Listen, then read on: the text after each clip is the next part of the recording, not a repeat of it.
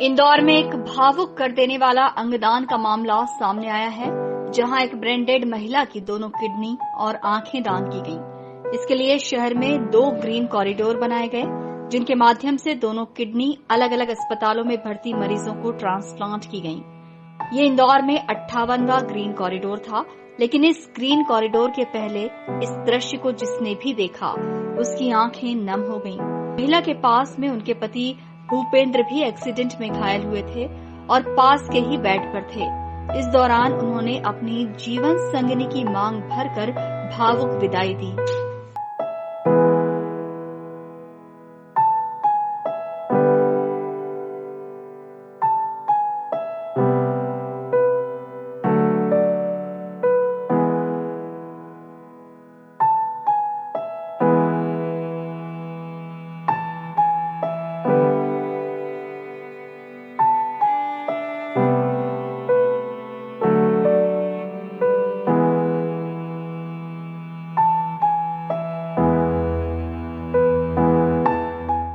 दरअसल भाई दूज के दिन मनीषा राठौर अपने पति भूपेंद्र राठौर के साथ इंदौर से लौटते वक्त एक हादसे में गंभीर रूप से घायल हो गईं। दोनों पति पत्नी अस्पताल में पास पास ही भर्ती थे। मनीषा की हालत बिगड़ती गई और 6 नवंबर को उन्हें ब्रेन डेड घोषित कर दिया गया। इस दुखद स्थिति में भी पति भूपेंद्र ने मनीषा की किडनी और आंखें दान करने का निर्णय लिया और पत्नी मनीषा को सिंदूर भरकर आखिरी विदाई दी, जिसे देखकर वहां मौजूद सभी की आंखें नम हो गईं। अस्पताल के डॉक्टरों ने भी इस फैसले की सराहना की। सीएचएल अस्पताल के डॉक्टर निखिलेश जैन के मुताबिक मनीषा को बचाने का हर संभव प्रयास किया गया, लेकिन ईश्वर को शायद कुछ और ही मंजूर था।